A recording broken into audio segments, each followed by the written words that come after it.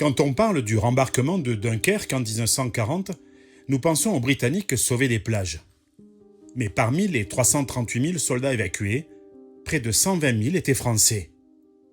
Pour beaucoup d'entre eux, l'arrivée en Angleterre ne fut qu'un sursis.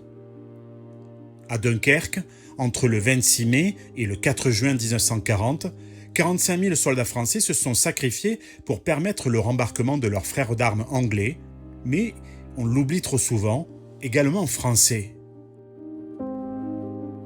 Churchill avait sauvé son armée de métier.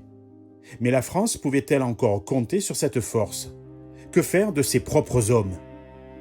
Aussitôt arrivés en Angleterre, les soldats français ont été transférés vers des camps situés dans le sud-ouest du pays. Mais très rapidement, le gouvernement de Paul Reynaud ordonne leur rapatriement pour défendre sur la Somme la ligne Végan, rappelée pour remplacer Gamelin. Entre le 4 et le 10 juin 1940, les navires britanniques transportent donc les troupes françaises à Brest, Cherbourg et vers d'autres ports de la Normandie et de la Bretagne. Seuls 3 000 hommes resteront en Angleterre et rejoindront, par la suite, la France libre. Environ un quart des hommes rapatriés, soit 30 000 hommes, ont réellement participé au dernier combat de la bataille de France au sein du 16e corps d'armée et du corps de cavalerie. D'autres ont été capturés à leur descente du bateau, en Normandie ou en Bretagne. On estime qu'un rescapé échappé de Dunkerque sur 7 a été fait prisonnier. Pour beaucoup de ces hommes, la guerre a donc continué quelques jours seulement avant la captivité. Des dizaines de milliers de soldats français ont alors pris la route des camps. Certains marcheront pendant des semaines jusqu'au cœur de l'Allemagne.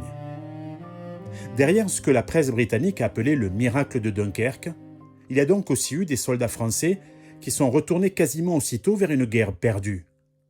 Le 17 juin, le maréchal Pétain a annoncé sa volonté de faire cesser les combats. L'armée des Alpes combattra, elle, jusqu'à la fin du mois de juin. Et d'ailleurs, le 104e régiment d'artillerie lourde, évacué de Dunkerque, débarqué à Brest et acheminé à Lyon, où il est réarmé le 19 juin, sera engagé dans la bataille de Voreppe le 24 juin. Son action permettra d'éviter que l'armée des Alpes ne soit prise à revers par les Allemands. À l'armistice, le 22 juin 1940, il reste environ 2000 blessés français en Angleterre, en grande partie venus de Dunkerque. 10% seulement rejoindront les Français libres, les autres seront à leur tour rapatriés et faits prisonniers dès leur sortie du navire qui les ramenait en France.